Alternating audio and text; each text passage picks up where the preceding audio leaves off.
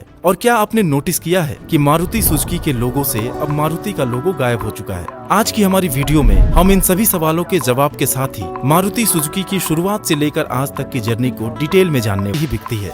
मारुति पिछले 40 इयर्स में 25 million cars का प्रोडक्शन कर चुकी है और आने वाले दिनों में भी इनकी रफ्तार रुकने वाली नहीं, क्योंकि मारुति 800 से शुरुआत करके इस कंपनी की ओमनी, ऑल्टो, जिप्सी और स्विफ्ट जैसी सस्ती, reliable and fuel efficient cars ने एक आम मिडिल क्लास इंडियन को इमोशनली कनेक्ट कर लिया है। इस कंपनी की शुरुआत एक सरकारी कंपनी के रूप में तब हुई जब इंदिरा गांधी ने 1971 में प्राइम मिनिस्टर रहते अपने बेटे संजय गांधी की मौत के बाद एक पीपल्स कार को बनाने में दिलचस्पी दिखाई थी। लेकिन दोस्तों, मारुति की शुरुआत से संजय गांधी का क्या कनेक्शन? क्या आज भी यह कंपनी इंडियन गवर्नमेंट की है? और क्या आपने नोटिस किया है कि मारुति सुजुकी के लोगो से अब मारुति का लोगो गायब हो चुका है? आज की हमारी वीडियो में हम इन सभी सवालों के जवाब के साथ ही मारुति सुजुकी की शुरुआत से लेकर आज तक की जर्नी को डिटेल में जानने वाले हैं। दोस्तों, वो दौर था 70s का, जब इंडिया आजादी के बाद अपने पैर पर खड़ा होने की कोशिश कर रहा था। चारों तरफ भूखमरी थी, ना लोगों की जेब में पैसे थे और ना ही नौकरी, और मिडिल क्लास इंसान के पास अपना खुद का एक कार होना किसी सपने से कम नहीं था। ज्यादातर कार्स विदेशों से इंपोर्ट होती थी और सिर्फ अमीर लोग ही इसे अफोर्ड कर सकते थे। हालांकि देश की सत्ता में बैठी कांग्रेस पार्टी और प्राइम मिनिस्टर इंदिरा गांधी एक पीपल्स कार को बनाने के लिए काफी सीरियस थे। एक ऐसी कार जो सस्ती, अफोर्डेबल और एफिशिएंट होने के साथ ही पूरी तरह से स्वदेशी हो, क्योंकि इंफ्रास्ट्रक्चर और इंडस्ट्रियल रिवोल्यूशन के लिए पब्लिक ट्रांसपोर्ट सिस्टम का अच्छा होना बेहद जरूरी था। और उस समय इंदिरा गांधी के छोटे बेटे संजय गांधी की उम्र लगभग 25 साल थी, जो पढ़ाई में तो एवरेज थे, लेकिन शुरुआती पढ़ाई दून स्कूल से करने के बाद उनकी आगे की स्कूलिंग स्विट्जरलैंड के एक बोर्डिंग स्कूल से हुई। आखिर बेटे इंदिरा गांधी के जो थे, यूनिवर्सिटी में तो उन्होंने कभी एडमिशन नहीं लिया, लेकिन ऑटोमोटिव इंजीनियरिंग में काफी इंटरेस्ट होने की वजह से उन्होंने इंग्लैंड के क्रीव में रोल्स रॉयस में 3 साल तक अप्रेंटिसशिप किया। कार रेसिंग और एयरक्राफ्ट एक्रोबैटिक्स के वो काफी शौकीन थे और बाद में उन्हें 1976 में पायलट का लाइसेंस भी मिल गया था। खैर, वापस लौटते हैं अपनी मारुति सुजुकी की जर्नी पर।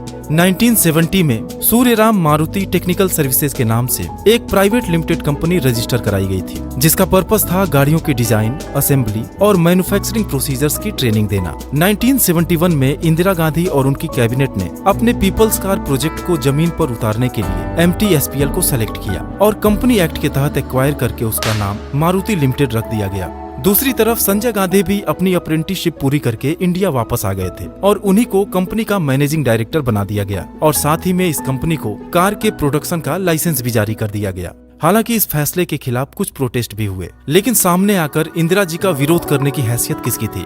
संजय गांधी आम लोगों की एक इंडिजिनस कार बनाने के लिए जी जान से जुट गए। कई इंटरनेशनल ब्रांड्स को साथ में मिलकर काम करने का प्रपोजल भी दिया और फॉक्सवैगन के साथ तो उन्होंने जेवी के लिए भी कोशिश किया ताकि उनकी फेमस बीटल कार को इंडिया में बनाया जा सके, लेकिन कहीं से भी कोई पॉजिटिव रिस्पांस नहीं मिला। किसी तरीके से वह एक प्रोटोटाइप मॉडल भी तैयार कराए, लेकिन उसका प्रोडक्शन कभी नहीं हो सका। अब मारुति का मैनेजमेंट बोर्ड ये समझ चुका था कि इस कंपनी में बहुत कुछ अच्छा नहीं होने वाला और पीपल्स कार का प्रोजेक्ट ठंडे बस्ते में जाने लगा। बाकी रही सही कसर 1975 में पूरी हो गई, जब देश में इमरजेंसी लगा दी गई और संजय गांधी पूरी तरह से पॉलिटिक्स की तरफ डाइवर्ट हो गए। मारुति लिमिटेड कई तरह के नुकसान झेलती रही और इमरजेंसी के बाद जब साल 1977 में मोरारजी देसाई की जनता दल की सरकार बनी तो कंपनी को बंद कर दिया गया। फिर साल आया 1980, जब एक प्लेन क्रैश में संजय गांधी की डेथ हो गई और उसी साल केंद्र में फिर से कांग्रेस की गवर्नमेंट बनी। इंदिरा जी को संजय गांधी की डेथ से गहरा सदमा पहुंचा था। उन्होंने अपने बेटे के इंडिजिनस कार के ड्रीम को पूरा करने का निर्देश दिया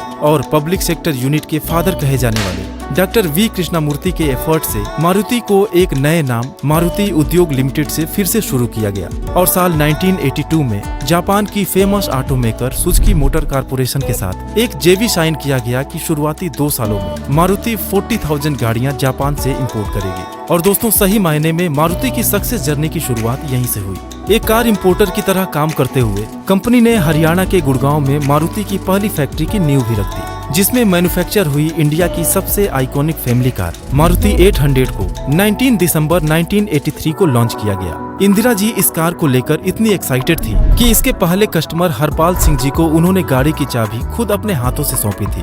इस कार का प्रोडक्शन आज भले ही बंद हो गया हो, लेकिन इसको इतना पसंद किया गया कि साल 1983 से लेकर 2014 तक इसकी 28 लाख से भी ज्यादा गाड़ियां बेची गई। इसके बाद 1984 में मारुति 800 के ही इंजन के साथ मारुति ओमनी और 1985 में जिप्सी को भी लॉन्च किया गया, जो ऑफ रोडिंग के लिए काफी पसंद की गई। इन तीनों कार्स की बदौलत मारुति का इंडियन कार मार्केट पर कब्जा सा हो गया और कंपनी के प्रॉफिट में तेजी से इजाफा होते देख सुजुकी मोटर्स ने 1987 में कंपनी में अपने शेयर्स 26% से बढ़ाकर 40% कर दिया। अब कंपनी के पास इतना पैसा हो गया कि कार की प्रोडक्शन कैपेसिटी को कई गुना बढ़ा दिया गया और इसका एक्सपोर्ट भी शुरू कर दिया गया। फिर 1991 में लिबरलाइजेशन के बाद जब इंडियन मार्केट को ओपन किया गया तो सुजुकी ने मारुति में अपनी हिस्सेदारी बढ़ाकर 50% कर दिया और कंपनी का नाम मारुति उद्योग लिमिटेड से मारुति सुजुकी हो गया, क्योंकि अब दोनों 50-50% के पार्टनर थे। इसके बाद मारुति ने एक के बाद एक नई गाड़ियों के मॉडल लॉन्च किए और 1999 की वैगन-आर आज 20 साल बाद भी सबसे ज्यादा बिकने वाली गाड़ियों में से एक है।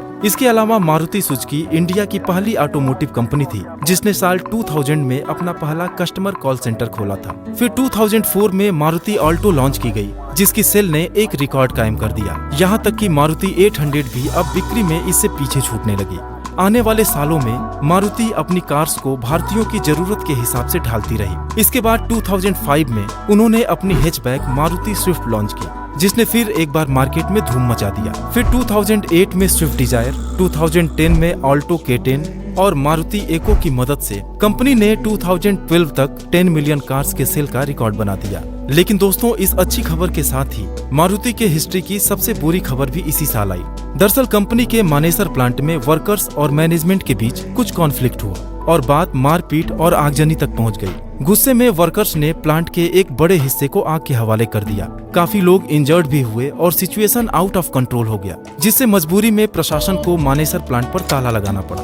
लगभग 1 महीने तक प्रोडक्शन रुका रहा और मारुति को रोजाना 75 करोड़ रुपीस का नुकसान हुआ। लेकिन फिर जोरदार कमबैक करते हुए इसी साल लॉन्च हुए अर्टिगा की सेल्स ने इस मुश्किल घड़ी को भी पीछे छोड़ दिया। दोस्तों, सुजुकी लगातार अपने स्टेक मारुति सुजुकी में बढ़ाती गई और आज उनकी हिस्सेदारी बढ़कर 56% से भी ज्यादा हो गई है।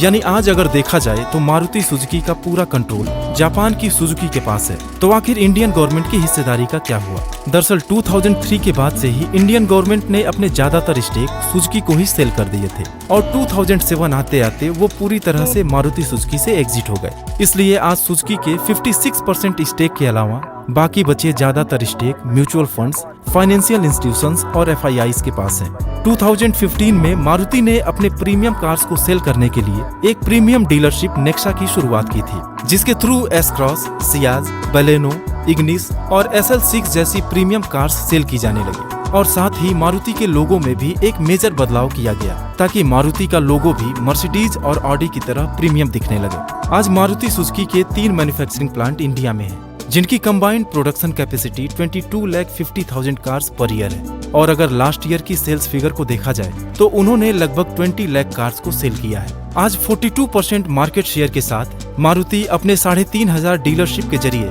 देश के कोने कोने में मौजूद है और हाईली रिलायबल और लो मेंटेनेंस की वजह से सबकी पहली पसंद बनी हुई है। तो दोस्तों